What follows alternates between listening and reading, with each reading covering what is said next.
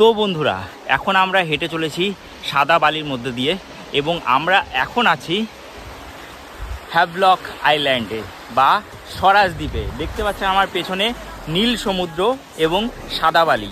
এত সুন্দর জায়গা আমি আগে কখনো দেখিনি, কারণ আমি না গেছি মালদ্বীপ, না গেছি লাক্ষাদ্বীপ, এসেছি প্রিয় আন্দামানে। কারণ আন্দামান আসা সহজ, লাক্ষাদ্বীপ যাওয়া কঠিন এবং মালদ্বীপ যাওয়ার কোনো ইচ্ছা নেই।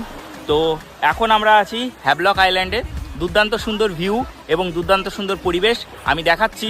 হ্যাভলক আইল্যান্ড আমাদের রিসর্ট এবং আমাদের রিসর্টের সামনে এই বিচ, এই সমুদ্র, অপার এই সমুদ্রের সৌন্দর্য এবং অপার এর মহিমা।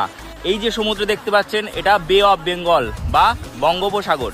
বঙ্গোপসাগরের কিনারে আমরা হেঁটে চলেছি আজকে এই মুহূর্তে এবং সেটা আপনাদের সামনে শেয়ার করছি।